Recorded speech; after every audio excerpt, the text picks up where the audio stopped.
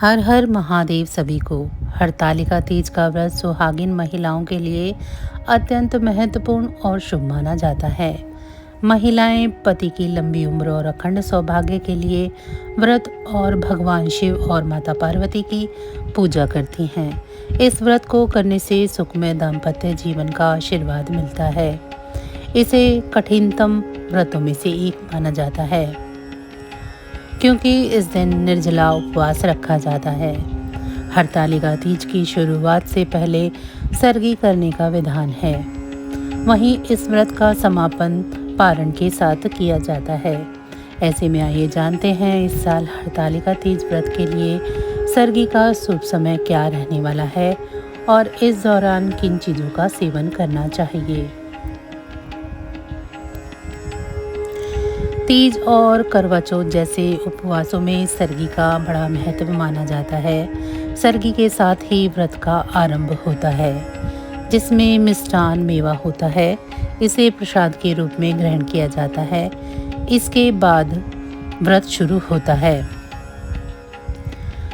सरगी में नमक युक्त भोजन से बचना चाहिए। सरगी में आप ताजे मौसमी फल, जूस, नारियल पानी, मेवे, मिठाई, खीर आदि ले सकती हैं। सरगी करने से पहले महिलाओं को स्नान आदि करके भगवान के समक्ष हाथ जोड़कर व्रत का संकल्प लेना चाहिए।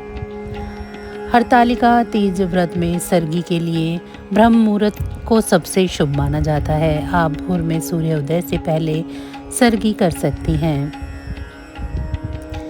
इस दिन ब्रह्म मुहूर्त सुबह 4:27 से 5:12 तक रहने वाला है। इस दौरान आप सरगी ग्रहण कर सकती हैं। इसके अलावा हरतालिका तीज का पारण चतुर्थी तिथि पर सुबह ब्रह्म मुहूर्त में ही किया जाता है।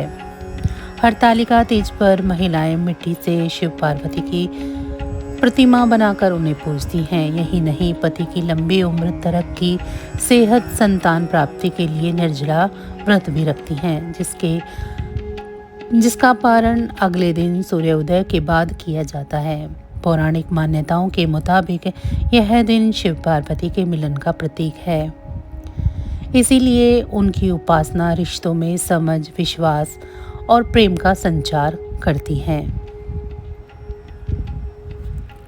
हरतालिका तीज भारत के प्रमुख व्रतों और त्योहारों में से एक है, जो विशेष रूप से सुहागिन और अविवाहित महिलाओं के लिए अत्यंत श्रद्धा और भक्ति का प्रतीक है। यह हर साल भाद्रपद मास के शुक्ल पक्ष की तृतीया को मनाया जाता है। हरतालिका तीज भारत के प्रमुख व्रतों और त्योहारों में से एक माना गया है, जो विशेष रूप से सुहागिन और अविवाहित महिलाएं दोनों ही श्रद्धा और भक्ति पूर्वक मनाती हैं। यह हर साल भाद्रपद मास के शुक्ल पक्ष की तृतीया तिथि को मनाया जाता है। भाद्रपद मास की शुक्ल पक्ष की तृतीया तिथि का आरंभ 25 अगस्त को दोपहर 12:34 पर हो रहा है और इसका समापन 26 अगस्त को दोपहर 1:56 पर होगा।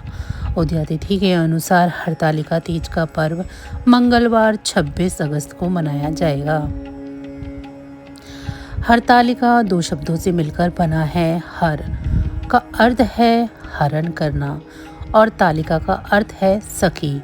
पौराणिक कथा के अनुसार जब पार्वती जी के पिता ने उनका विवाह भगवान विष्णु से कराने का निश्चय किया, तो उनकी सखी ने उनका घर से हरण कर जंगल में ले जाकर भगवान शिव की तपस्या में लीन होने की प्रेरणा दी।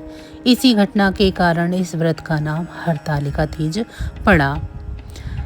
इस तीज पर स्त्रियां निर्जला व्रत रखकर भगवान गणेश एवं शिव पार्वती का पूजन अर्चन करती हैं और सुखद दाम्पत्य जीवन और परिवार की खुशियों के लिए मंगल कामना करती हैं।